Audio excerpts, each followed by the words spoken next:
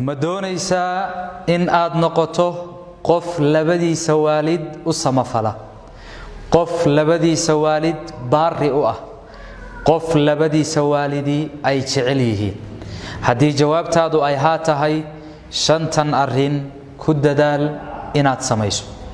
qodobka koobaad, badlul macruufi lahuma, labadaada waalid wax walboo wanaagsan oo ay jecel yihiin in aad u samayso ku dadaal. ilaahay subxaanahu wa tacaala wuxuu leeyahay wabilwaalidayni ixsaana. allah wuxuu waajibiyey labada waalid in loo samafalo.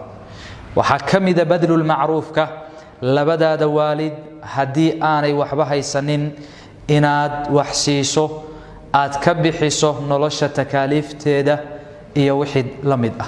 qodobka labaad, kaful adaa canhuma, labadaada waalid dhibtaada ka hayso.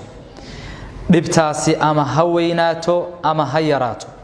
ilaahay subxaanahu wa tacaala wuxuu leeyahay falaa taqul lahumaa uffin walaa tanharhumaa, labada waalid uf ha ku odhanin.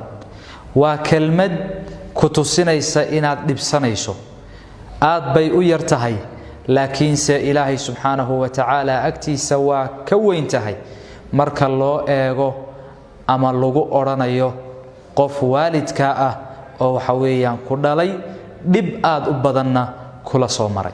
qodobka saddexaad, idkhaalu suruuri calayhima, labadaada waalid ku dadaal inaad farxad geliso.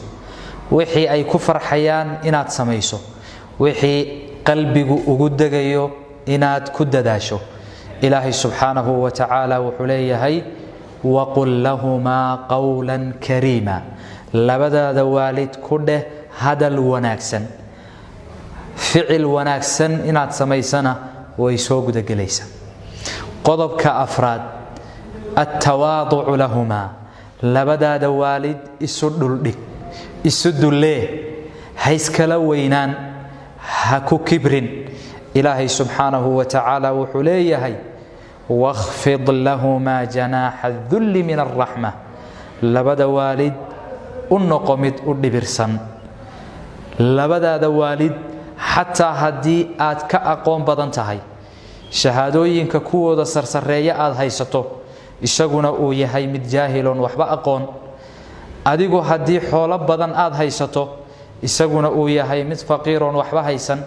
haddii aad tahay mid xooggan oo awood u saaxiiba, isaguna uu yahay mid daciifoon waxba qabsan karaynin. si kasta oo uu kaaga hooseeyo, ha u muujinin inuu kaa hooseeyo, u muuji inuu kaa sarreeyo, maadaama oo waalidka uu yahay.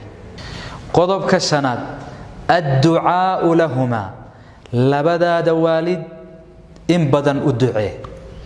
ilaahay subxaanahu wa tacaala wuxuu leeyahay waqul rabbi irxamhumaa kamaa rabbayaanii sagiiraa, waxaad tidhaahaa rabbiyow u naxariiso sidii ay ii soo barbaariyeen aniga oo yar, oo aan waxba qabsan karaynin, waxba aan kala garanaynin, dhibaatada aan iska celin karaynin, dheef aan soo jiidan karaynin. xaaladdaasay ii soo barbaariyeen, iigu soo naxariisteen, si ka wanaagsan ugu naxariiso. labadaada waalid ku dadaal inaad sujuudda salaada dhexdeeda aad ugu ducayso. inaad tahay walad saalixa waxaa ku tusinaya in aad waalidka u ducayso, gaar ahaan marka ay geeriyoodaan oo ay dhintaan oo ay aasan yihiin. nebigu wuxuu tilmaamay acmaasha qofka u sii soconaysa waxaa ka mid ah waladkiisa u soo ducaynaya ee adduunyada jooga.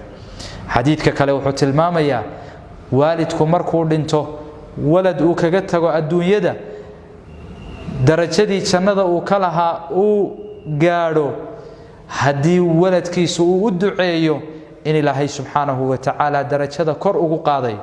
markaasaa wuxuu odhanayaa rabbiyow, darajadan maanan joogine maxay baan ku mutaystay inaan halkan soo gaadho oo darajadii hoose layga soo rafciyey. markaasaa waxaa la odhanayaa waladkaagii hebel baa kuu soo duceeyey. waa arrin aad u qaaliya.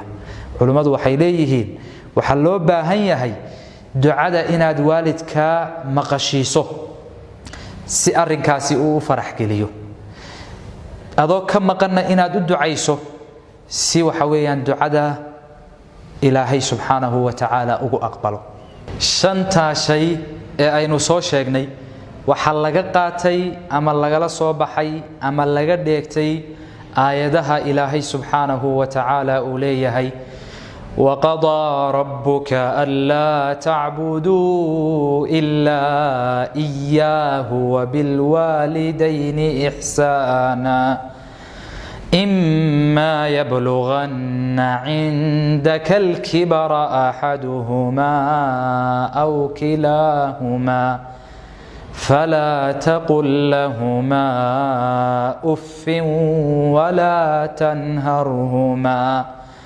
وقل لهما قولا كريما واخفض لهما جناح الذل من الرحمة وقل رب ارحمهما كما ربياني صغيرا